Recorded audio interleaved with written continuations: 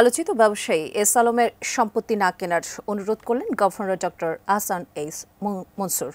বললেন, এসব সম্পত্তি কেউ কিনলে আইনি জটিলতায় পড়তে পারেন। দুপুরে সাংবাদিকদের সাথে আলাপকালে এসব কথা বলেন গভর্নর। জানালেন, অন্য ব্যাংক লুটেরাদের ব্যাপারেও ব্যবস্থা নেওয়া শুরু হবে আগামী সপ্তাহে। গোলাম কাদির রবুর রিপোর্টে বিস্তারিত। আলোচিত ব্যবসায়ী এস আলমের নিয়ন্ত্রণ থেকে মুক্ত হয়েছে ইসলামী ব্যাংকসহ 5টি ব্যাংক।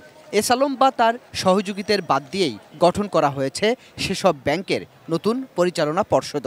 এসব ব্যাংক থেকে এস আলম নামে বেনামে নিয়েছেন লাখ কোটি টাকার ঋণ, কিন্তু জামানত হিসেবে রাখা সম্পত্তির পাওয়ার অফ অ্যাটর্নি অন্যকে দিয়ে তা এখন বিক্রির চেষ্টাও করছেন।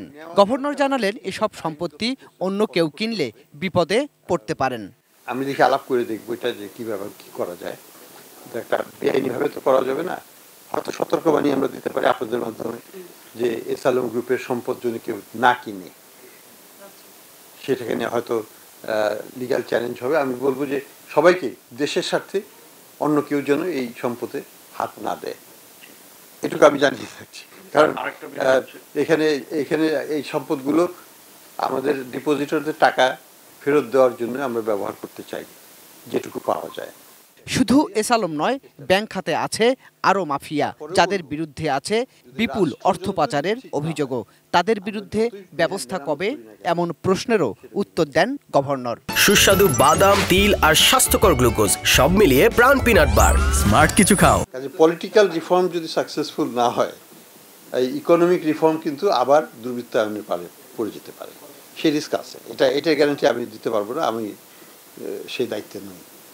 অন্য যাদের ব্যাপারে আমরা প্রক্রিয়াধীন আছে, শুধু এস আলমের ব্যাংকই সর্বশেষ হবে না, এর বাইরেও কিছু হবে। আমরা আস্তে আস্তে যাচ্ছি। এটা হয়তো আরো 1 সপ্তাহ লাগবে, হয়তো আমরা সেখানে চলে যাব। ব্যাংক থেকে টাকা তোলার ক্ষেত্রে গ্রাহকদের ধৈর্য ধরারও পরামর্শ দেন তিনি। দাবি করলেন, কোনো গ্রাহকের টাকা মার যাবে না। আপাতত রিজার্ভ থেকে $1ও খরচ করা হচ্ছে না বলেও জানান গভর্নর। গোলাম কাদির রবু, এটিএন নিউজ, ঢাকা।